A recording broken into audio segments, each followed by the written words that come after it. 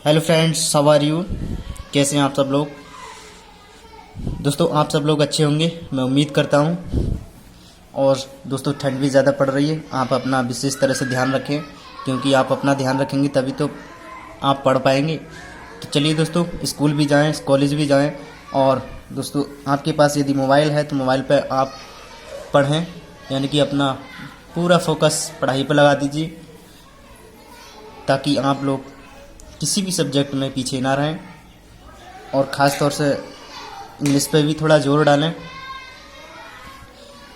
तो चलिए दोस्तों, आज हम आपसे बात करने वाले हैं आज की क्लास में पास्ट इंडेफिनिट टेंस, जिसके एक्टिव एंड पैसिव चल रहे हैं। तो पास्ट इंडेफिनिट के एक्टिव एंड पैसिव के बारे में हम आपको बताएंगे।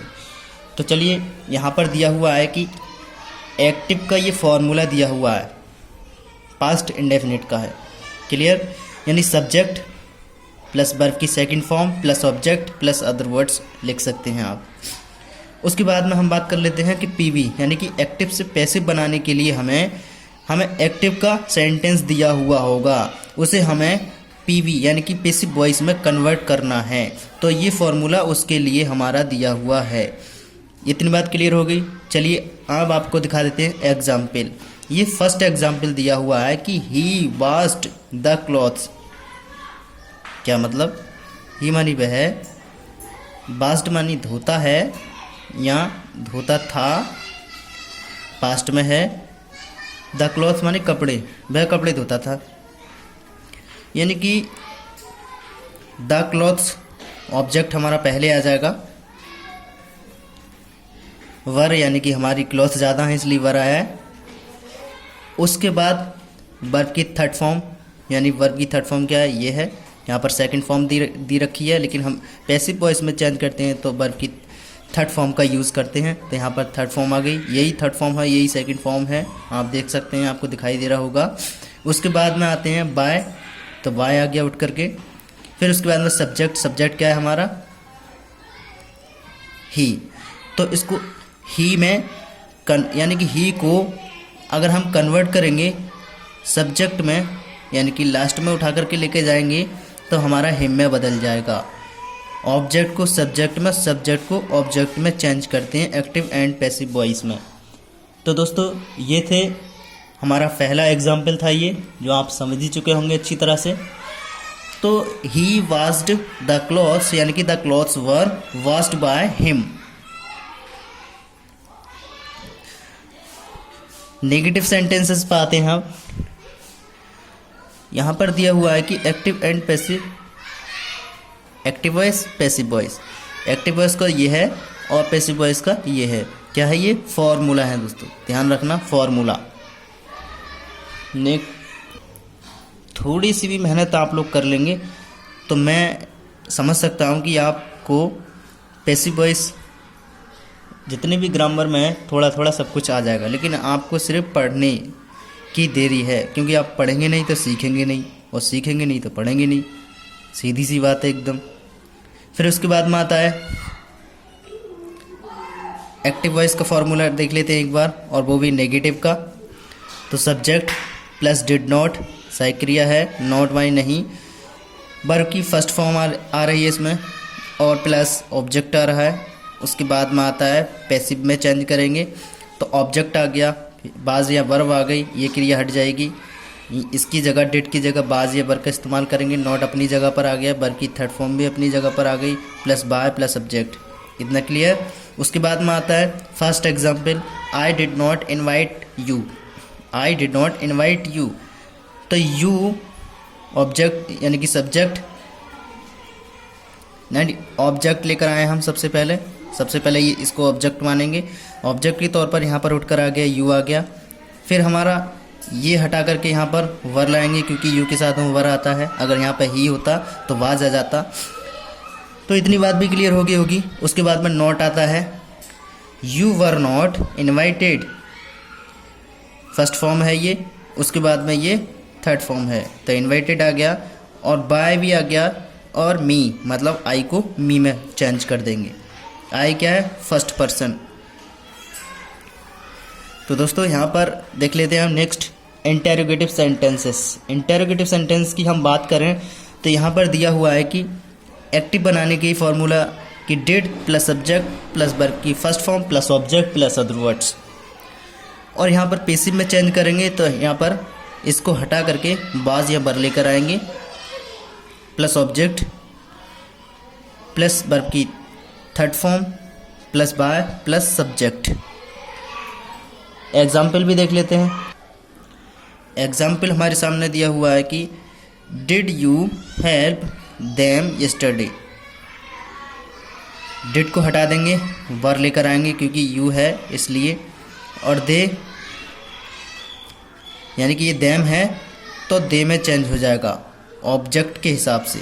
ऑब्जेक्ट यानी कि हमारा देम हो जाएगा, यानी कि देम को हटा करके दे में चेंज करेंगे तो दे हो जाएगा। और दे हेल्प्ड मतलब हेल्प यानी कि ये क्या है वर्ब, तो वर्ब की फर्स्ट फॉर्म में ईडी जोड़ देंगे तो वर्ब की थर्ड फॉर्म हो जाएगी। तो यहाँ पर हो गया हेल्प्ड और बाय हमारा आ गया फॉर्मूले के हिसाब से।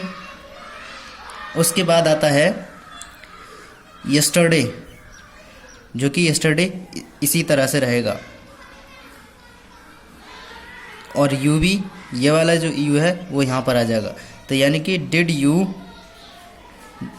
यू हेल्प देम यस्टरडे, तो were they help by you. You को चेंज नहीं करेंगे, यू को इसी तरह से रख देंगे बाय के बाद में। और फिर आ जाएगा यस्टरडे यानी कि कल। उसके बाद नेक्स्ट आता है why did Suman boil the milk. Why did Suman boil the milk. भाई मानी क्यों, डिड सही क्रिया है, सुमन बॉयल मानी उबालना, द मिल्क मानी दूध को, यानी कि सुमन दूध को क्यों उबाल रही थी।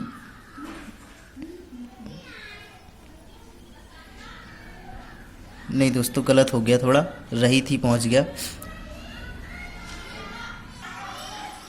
इसका हिंदी अर्थ आएगा कि सुमन दूध को क्यों उबालती थी। तो अगर हम इसका एक्टिव से पैसिव वॉइस बनाएंगे तो वाई आ गया, फिर उसके बाद में डिड हटा देंगे, वाज लगा देंगे। द मिल्क मतलब दूध, बॉइल्ड उबाला, बाय द्वारा, और सुमन यानी कि सुमन के द्वारा दूध को क्यों उबाला जा रहा था। इसका ये अर्थ निकल कर आएगा। नेक्स्ट चलते हैं थर्ड, हु के लिए है ये। Who beat the children. Who मानी कौन, बीट मानी पीटते थे, द चिल्ड्रन बच्चों को कौन पीटते थे। तो बाय होम बर यानी कि हमने लगा दिया है, उसी के हिसाब से फॉर्मूले के हिसाब से ही चलेंगे। ये लिखा हुआ है बाज या वर, तो वर द चिल्ड्रन बीटेन यानी कि बच्चों के द्वारा कौन पीटा जा रहा था।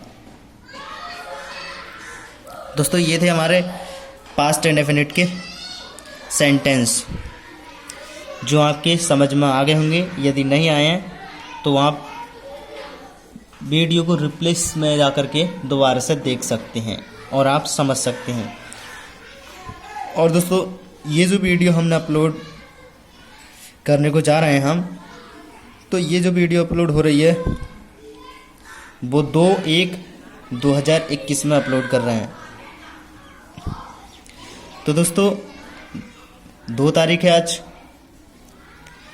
और महीना पहला है और 2021, जिसको आपने अच्छी तरह से मनाया होगा। हैप्पी न्यू ईयर, यानी कि 1/1/2021 आपने अच्छी तरह से मनाया भी होगा। और उसी के साथ में दोस्तों हम आपसे फिर मिलेंगे नेक्स्ट वीडियो में और नेक्स्ट टॉपिक के साथ।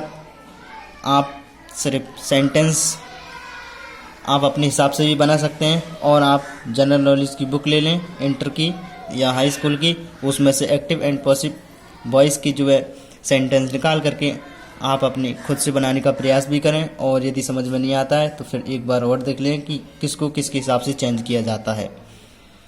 दोस्तों ये सारी बातें हमने बता दी हैं कुछ वीडियो हमारी प्लेलिस्ट में दी हुई हैं। यदि आप शुरू से पढ़ना चाहते हैं तो आप शुरू से पढ़ सकते हैं।